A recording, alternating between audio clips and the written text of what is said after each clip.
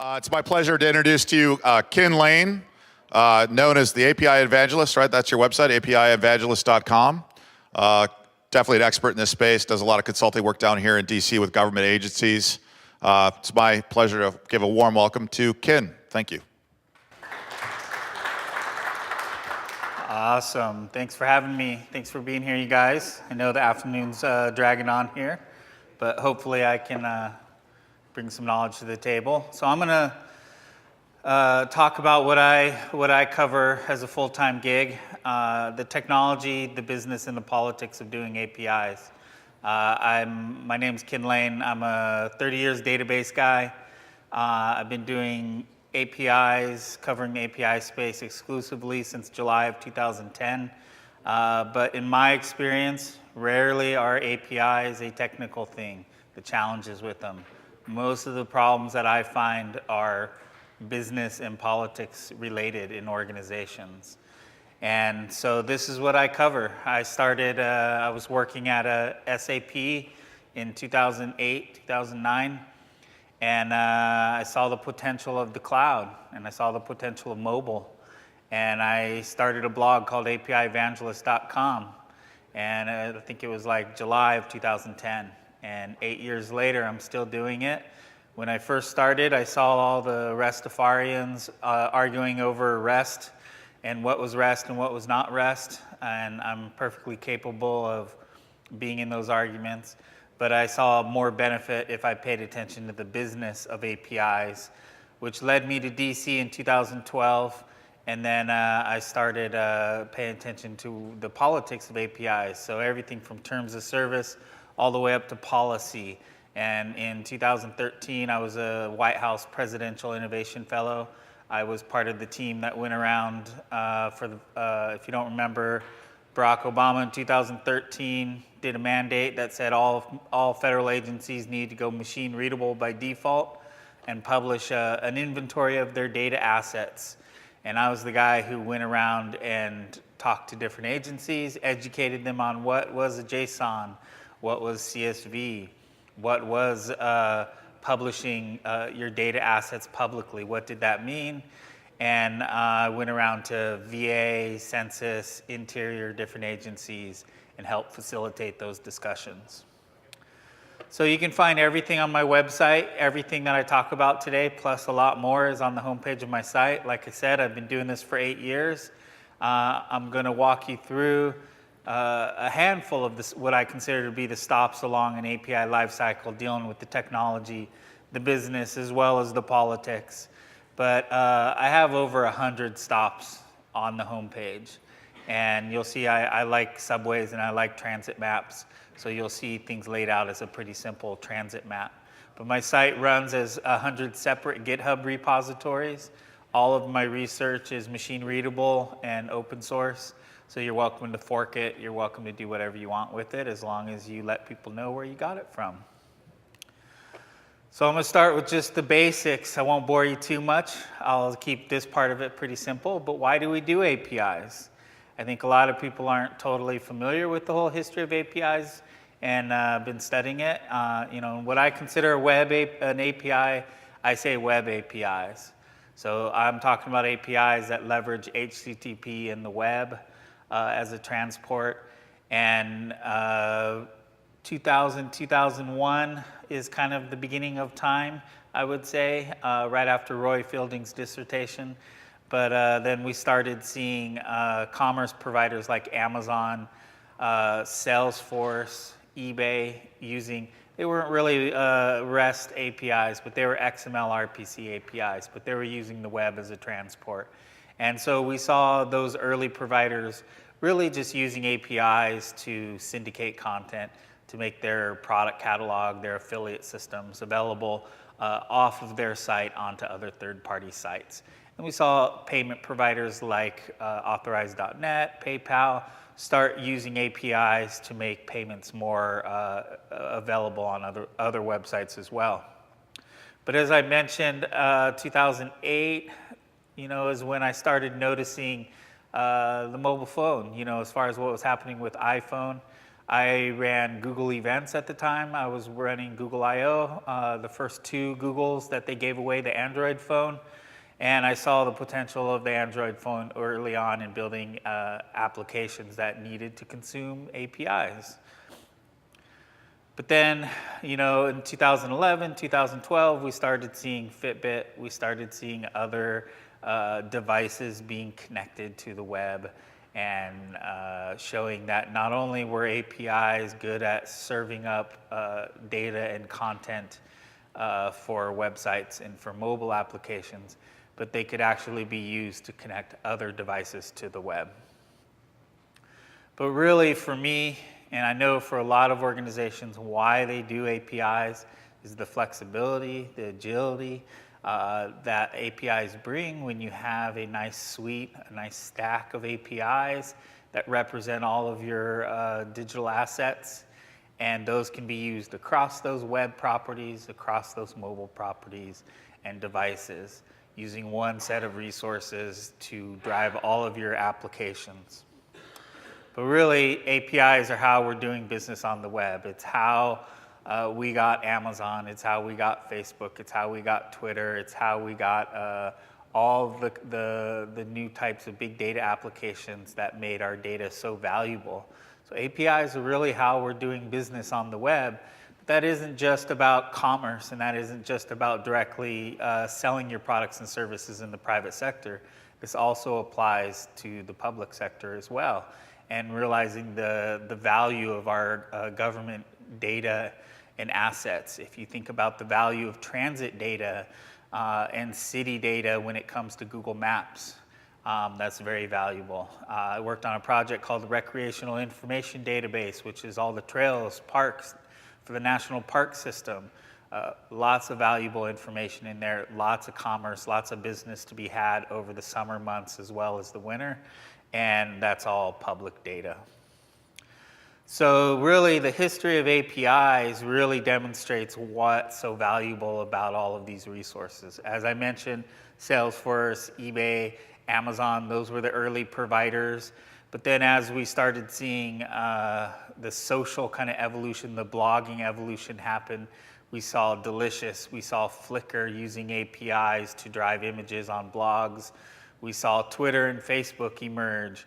And everything we know about Twitter was built through the API. When they launched in March of 2006, it was very much you could sign up for an account, you could sign up for and follow your friends, and you could tweet. And then by September, they launched an API, and everything we know is Twitter, good or bad, was developed by the API and the developer community. So we got all the mobile apps, we got all of the widgets, the badges, the buttons, everything we know as Twitter, and a lot of what we know as Facebook came from the API developer community. But then as, that was still kind of hobby land or hobby toys, as my SAP IT in Germany used to say in 2006. We gave us the cloud. If you follow the now infamous, mythical Bezos Amazon story about APIs, they internalized APIs in a way that, they saw the potential with the affiliate programs in their commerce, and they started internalizing and using APIs between groups and departments, and that's how we got the Amazon cloud. So 2006, 2007 is when the cloud started taking form.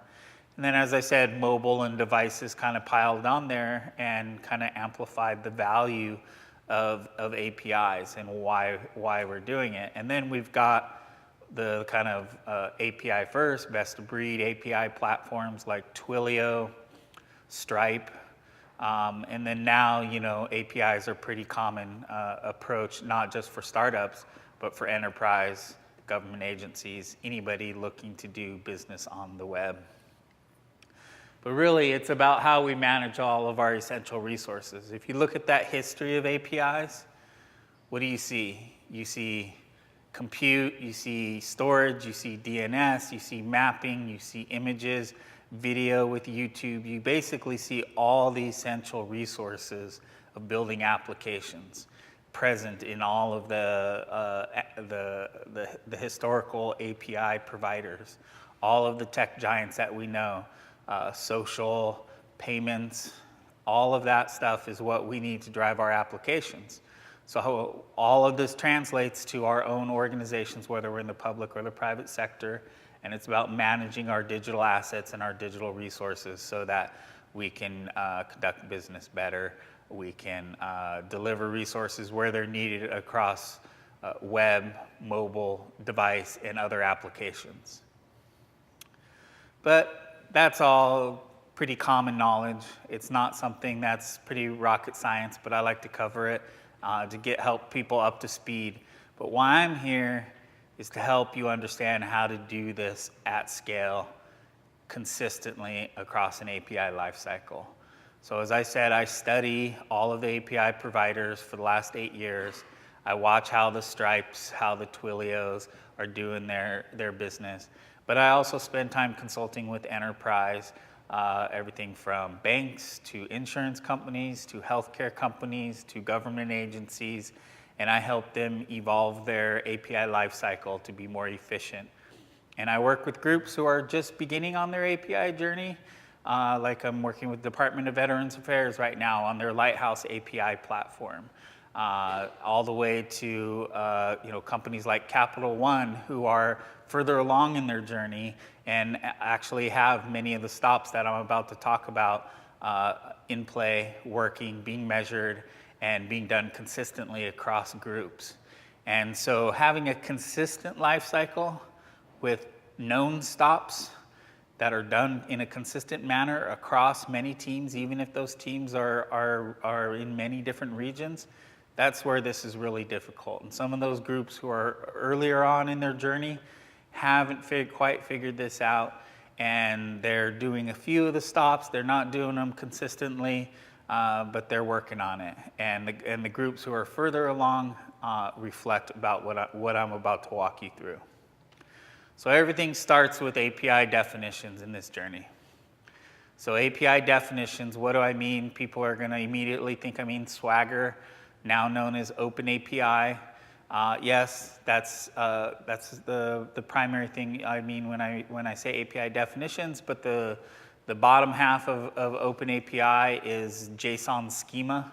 So I'm talking about JSON schema. I'm also talking about APIs.json, which is a machine-readable discovery format that I created coming out of the federal government that will work in conjunction with OpenAPI to describe not just your APIs, but your API operations. Postman collections. So Postman collections are your runtime definition. So right when you're ready to run and execute and work with your APIs, you can translate your OpenAPI definitions into Postman collections and back again. There's tools out there like API Transformer that will allow you to not just speak OpenAPI and Postman fluently, they will speak WSDL, WADL, RAML, HAR files, any other API or HTTP definition that you wish to speak. But right now, really, OpenAPI and Postman are the two leading formats when it comes to defining your APIs, with JSON schema being the dominant format for defining your APIs. And so all APIs should start with and should end with an API definition.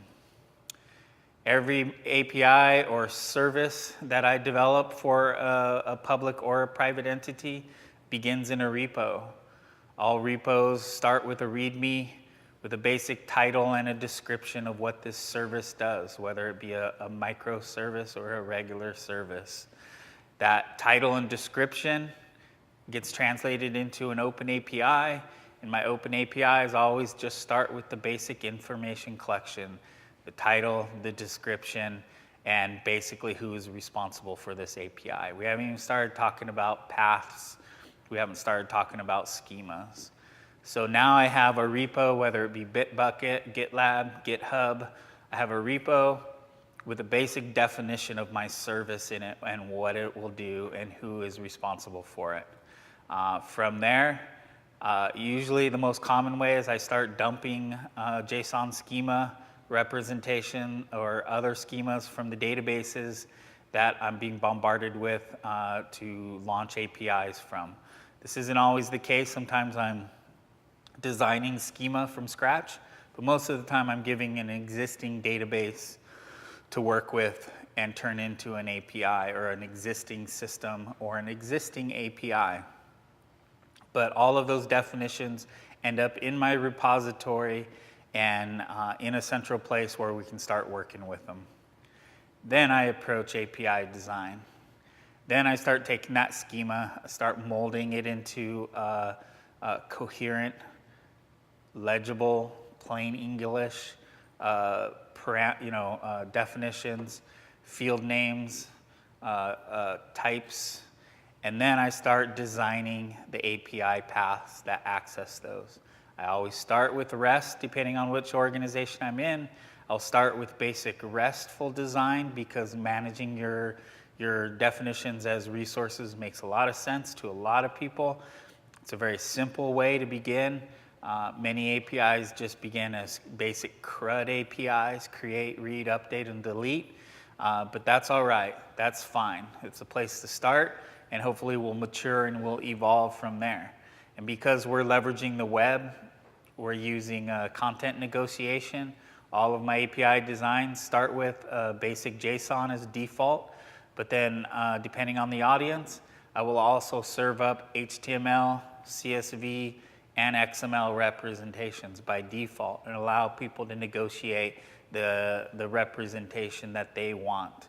So that's my basic level 101 API design that I approach with all my APIs. A lot of my users are public servants. They work in city, state, or federal government. So having a CSV representation of coming from my APIs is very important. You'd be surprised how many business users you can win over pretty quickly when you show them that they can go from a API call to the data they need in a spreadsheet. They're very, very happy when you can do that. And they'll start working with you and working for you when it comes to evangelizing APIs across the organization. When I did the inventory for federal agencies for the Obama administration, I would go around to some very hostile people who did not want anything to do with APIs, did not care about JSON. Many of them did not care about the Obama administration. And they were just willing to wait this presidency out rather than learn about what I was pushing on them. And they didn't want to learn about JSON, but as soon as I sat down with folks and I started talking to them about what JSON was, they say, well, I'm not a programmer. I don't need to know about this stuff. I don't need to understand this. I go, well, what do you do? Show me what you do every day. And they would open up their spreadsheet. They would start working on what they're doing. They say, well, I publish this, twice a week, and I email it out to people. I do these calculations. I aggregate this data. And then they would walk me through all the macros, all the calculations, all the data, the multiple sheets, the linked worksheets. And I'd be like, you're a programmer. No one's just ever treated you like you were a programmer. This just happens to be your client. This happens to be your IDE. And the calculations that you're doing, the data you're working with, the data connections are a different breed. But this is how business gets done in this world. I don't know what percentage, but it's a pretty high percentage of the business in this world gets done in Microsoft Excel or in a Google spreadsheet. It's just the way it is, whether we like it or not as developers. And so I made a lot of friends, I made a lot of allies making APIs that would be CSV friendly and keep my data structures as simple as possible. But really quickly, I also need to evolve my design practices. And I have several hypermedia design patterns that I implement, whether it be HAL, whether it be Siren.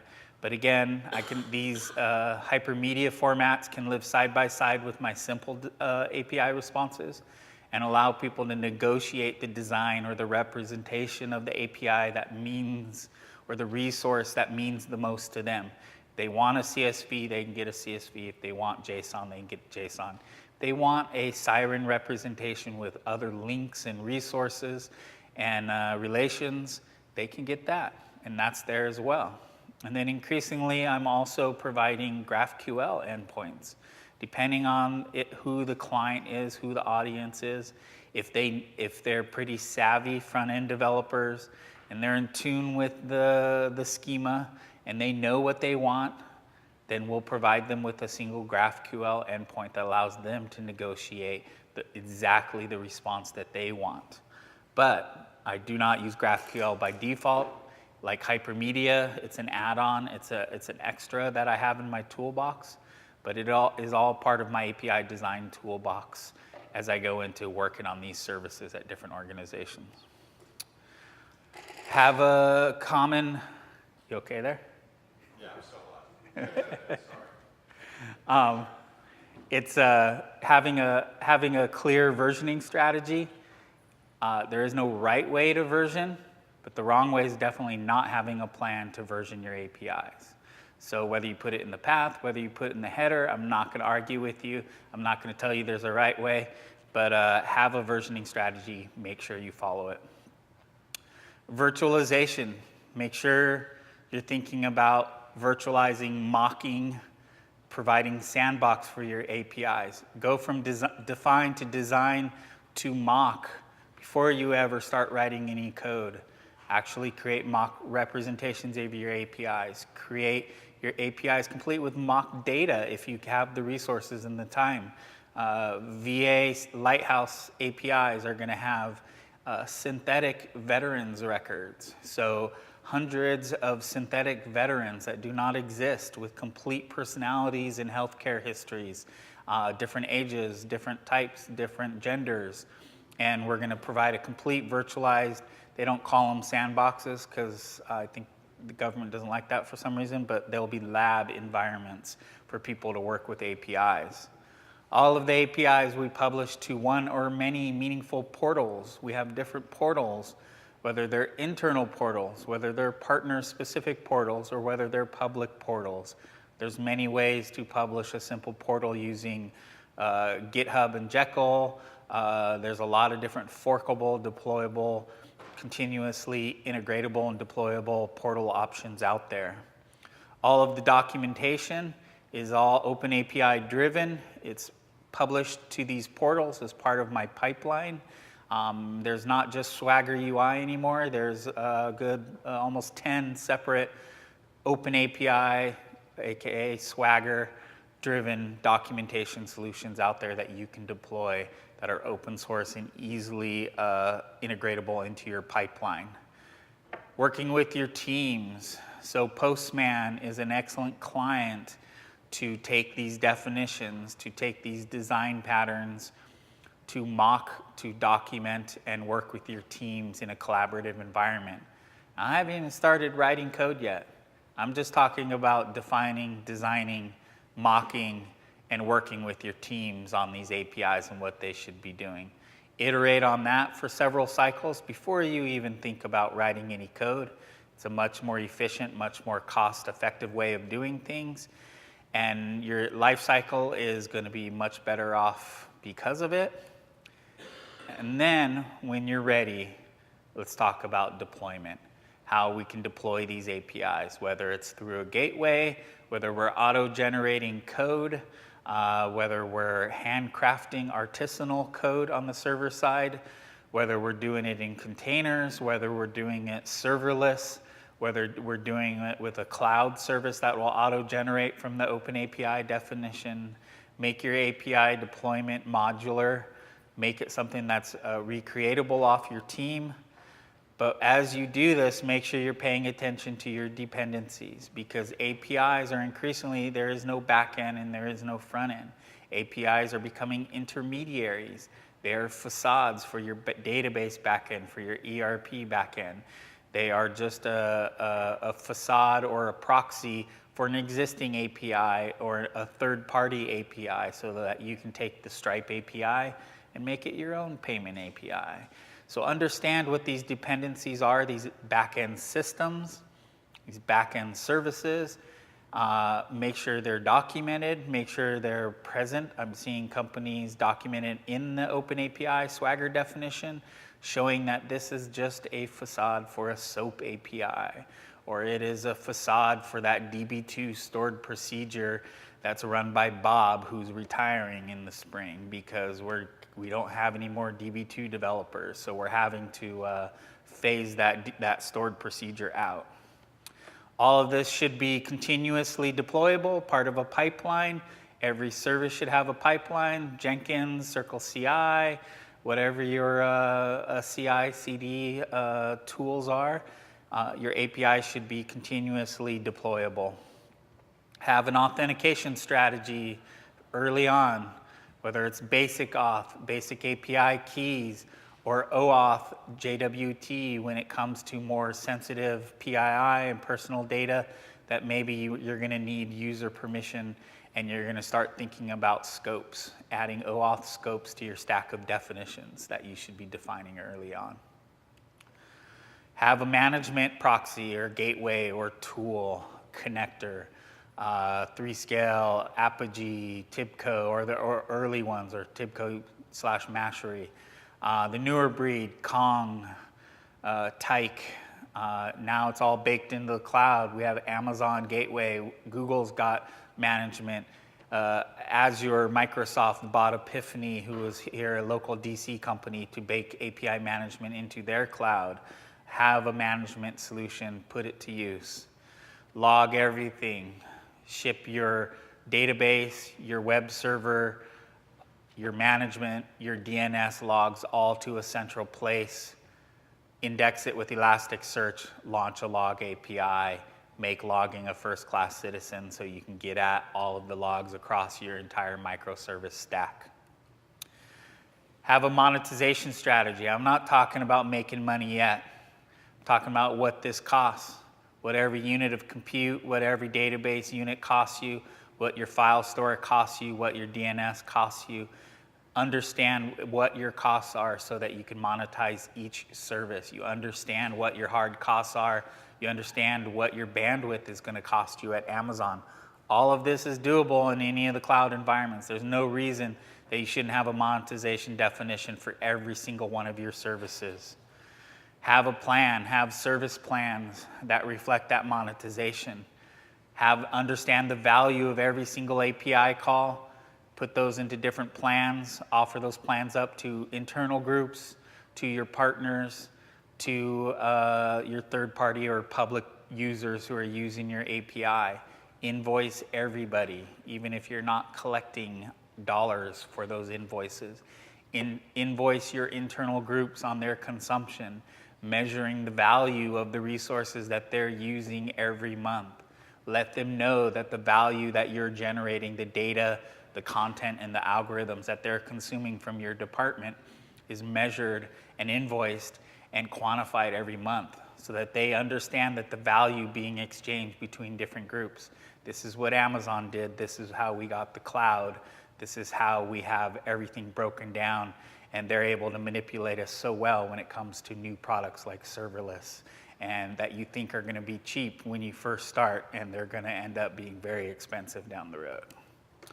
Monitoring, monitor all your services, monitor them internally, monitor them externally, make sure you're tracking whether a service is up or down. Test it granularly, have assertions, adding assertions to your stack of definitions that you're managing. The API is not just up and returning a 200, is it returning the content that it should be? Have regular expressions, have assertions. There's plenty of libraries out there, Chai being one of them, that allows you to write assertions for specific services to make sure they're doing exactly what they should be doing. Measure and monitor performance. Monitor it from East Coast, from the West Coast. Monitor it wherever your customers are and understand how fast or how slow your APIs are. Do it externally, do it internally so that you can see whether it's a network issue or whether it's actually an API issue. Scan your systems beyond authentication and requiring all developers to key up before accessing your APIs and having logs that tell you everything that's going on. Actually scan your APIs. OWASP Zap has open API Swagger tools now for you to import and scan your API infrastructure. There's new breeds of API service providers, 42 Crunch, Elastic Beam, that are all open API driven and allow you to monitor those logs and monitor the surface area of your APIs. Offer support, make sure every service has a plan A, plan B support. Make sure you communicate across teams. The number one failure that I see is organizations are not communicating about their APIs internally, externally with partners, or with the public. Part of that communication should be sharing your roadmap. Make sure you share your roadmap and have a change log so that people understand everything that's happening with this individual service. Make sure as much of this, which makes sense, is observable so that your testing, your monitoring, your docs, your portal, all of it is either publicly or as accessible as makes sense. Communicate around it publicly. If you want to understand what observability means, follow Stripe. They're very vocal, very public about their API monitoring and testing and stability, and they call it observability. It's a very refreshing way to make sure your consumers understand that your APIs are high quality and are doing what they should be doing. Because we're definition driven, we have Open API and we have APIs JSON. Everything is discoverable by default. It's in a GitHub repo. Every single service is discoverable, meaning you can discover where it is, what it does, the entire surface area of the API, as well as the schema and all the parameters and headers and everything involved. Have service level agreements. Measure if you're meeting them. VA Lighthouse, we're actually going to pay based upon whether SLAs were met at the microservice level. So if you deliver a microservice and you meet the SLA in performance and uptime and availability and design and deployment, you'll get paid more. You'll get new projects. So every service has an SLA and is measured whether we're meeting it or not. Every stop that I just mentioned is measured from design. Is there a definition? Are they following design patterns? Does it have HTTP status codes? All of that. Are they deploying in a consistent way using Docker? Is there a pipeline? Are they using a management layer like Kong or MuleSoft? Are they testing? Are they monitoring? Is there documentation? Every stop along the life cycle is measured, providing governance, and actually rating and scoring and understanding whether each service met its business objectives and needs. But most importantly, the people. This is the number one reason services fail, APIs fail within organizations, is people. So make sure you're doing training, make sure your outreach, communication, you're talking to people, you're coaching people, because governance is oftentimes seen as a bad word, seen as more about police and enforcement than it is about coaching and understanding and learning about patterns across groups. So hold brown bag lunches, hold meetups, hold gatherings, go to conferences, go out to dinner, whatever it takes. Make sure people are up to speed on what you're doing, and make sure that all of those stops that I just talked about, everyone is involved, even the business groups. Doesn't matter if they're not technical, they should be able to understand what's going on, even at the highest level. But make sure all your people are involved, and that's it. Thank you. Thanks a lot for the great talk. I'm going to sort of ramble through a question. Hopefully you can get something out of it.